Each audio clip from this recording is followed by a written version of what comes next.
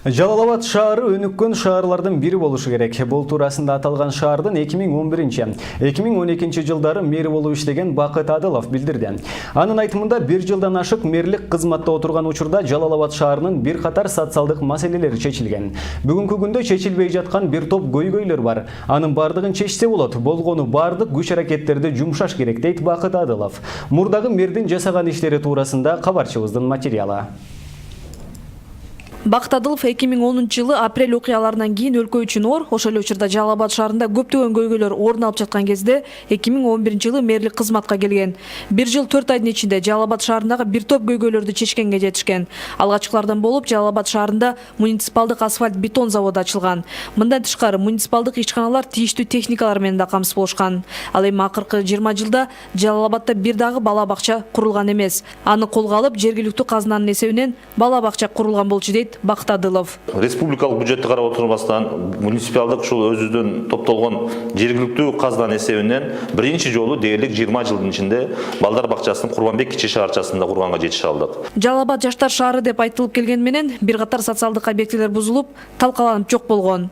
Биз буга чейин бир топ каралбай калган эркиндик аянтын, бул мына учурда областтык мамлекеттик администрация жайгашкан жерде эркиндик деген чоң аянтты, жалпы аянты 3 гектарды түзгөн эркиндик аянтын калыбына келтирдик. Бул дагы ушул 1 жыл 4 айдын ичинде болду.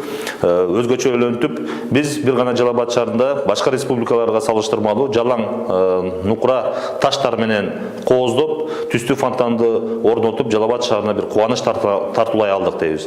Убагында бул аянттар көптөгөн сын пикирлерге түшкөнү менен учурда Жалал-Абад шаарынын эң көркөм жери жана шаарлыктар үчүн эң жакшы маанай тартуулаган, эң жакшы майрамдарды өткөргөн аянттарга айланды.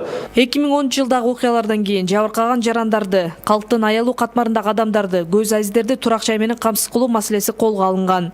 Атайын жабыркаган элдер үчүн көп кабаттуу үйлөрдү куруу бар болчу. Ошол эле учурда алардын катарында да бир үчүнчү үй бар эле, ал атайын азиздер жана дүлөлөр коому үчүн арналган биздин аярлуу катмарларды түзгөн жашоочуларыбызга дагы бир үй башталган болчу.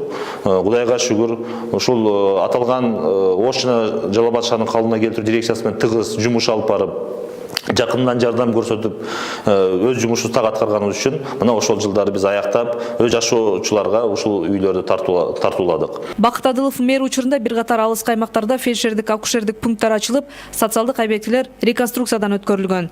Ал эми Жалал-Абад шаарын өркүндөтүү максатында шаардын эң алгачкы деталдуу планы иштелип чыгып, негизги борбордук 22 көчө жарыктандырылган болчу. Иззат Шугралиева, Бекжан Камзаев, Сентябрь. Өнүгүү прогресс, натыйжа көрсөтөбүз.